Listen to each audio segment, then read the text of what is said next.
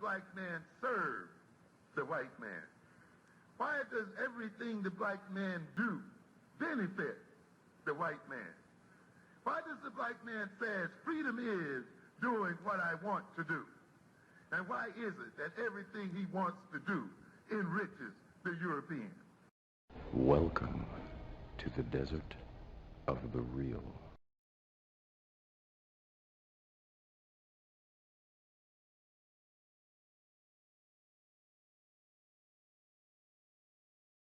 I want to give Dawood a chance because I don't know how long we have him. So I want to utilize him while he's here. You there, Dawood? Yep. Okay. Did you get a chance to hear the opening? I did not. I went over. I ended at 9:07 and then jumped straight over here. So I didn't get to see what you. I came in. Y'all was talking about Kevin Samuels.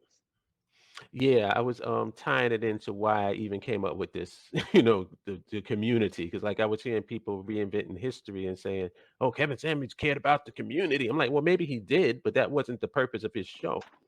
The purpose of his show was to capitalize on, his viral video. And he was good at what he did. That's why I never really had any problems with the dude. And if you want to take the philosophy of being an American, if you want to take the philosophy of the reasonable man, which is what I feel Kevin Samuels represents, the reasonable man. Yep.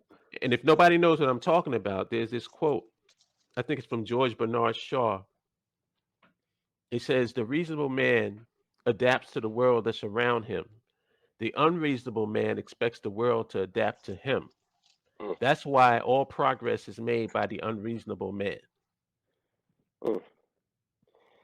Well, see, and I listened to what the beautiful brothers and sisters was talking about, and the line in which they was going over. I liken this conversation to the Scarlet Witch movie. That movie was a lesson in self-indulgence.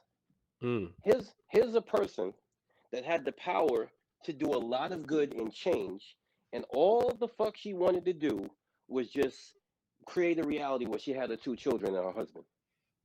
That is the nutshell of being a Black Power American if I ever saw it in my life. Think about it. Because the average brother or sister in America wants to earn, and we want to talk about the Kevin Samuels message, which centered around 6 figures. Everything is 6 figures. So the average brother or sister in America that listened to him, I listened to a lot of his shows, I'm not going to lie. And the goal is to get a certain amount of wealth and to do exactly what the Scarlet Witch did. Not get a lot of wealth and create opportunities for other Black people to make things better, to build your own. It was to get wealth so you could have your 2 children and your vision with the gem ripped out of his head and live happily ever after. And unfortunately, that has been the death. So when we talk about his passing and people have their different issues with his passing, to me, his message worked for a Black Power American. If you're going to stay here, then it started a conversation that you really want to have if you're going to stay here. Right. But if you're planning to build your own, then there's fundamental problems with his message, because his message really didn't deal with the system per se. His message dealt with individuals. Right. He tried to attack certain women's mentality and even certain men's mentality. He did not try to attack the reason why they thought that way. Right. And so the emotion around what he was saying and how he said it, and we can all agree that there were times where he went, he pushed the limits. He went off the rails. And and I can't discount that. I really can't discount that, because I know that, being a Scorpio, when somebody says something I really don't like and I feel offended, it's hard for me to think after that.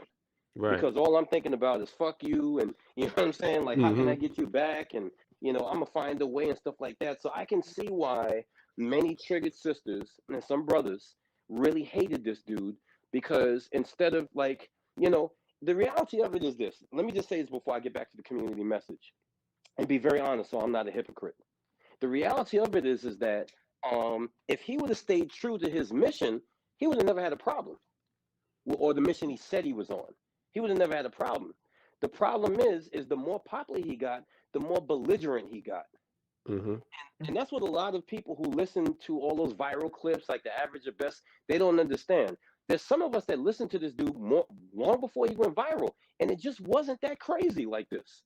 But once he went viral, he started ratcheting up because he understood that if he played us, played them against each other and said the things that he would say and get crazy with it, it would give him more views. He would make more money. They were saying that this dude was making like, $100,000 a month. Some people were saying. Of course, when you have over 1 million subscribers, yeah. Exactly. So at what point did it become? At what point was it he was for the community? At what point was it that? I think that he started some much needed discussions, but I do think that much of what he did still kept us all on an individual level, because even though he worked with a certain amount of people, he still promoted that kind of classism. You know what I mean? So when you make a distinction between the regular person and a quote unquote high value man, then you're excluding people. And the more you exclude people, it's the same thing as America. It's the same thing as what white people do to us. It's the same thing as all other groups do to us. They separate us, because we all know that's on this live. If you have a decent job or you're into education, and that's the kind of person that the BIO attracts, when you get on your job and you do what you're supposed to do, a white person inevitably will come over and say, but they won't say it outright, but they'll say, I like your kind of black person. You know what I'm saying?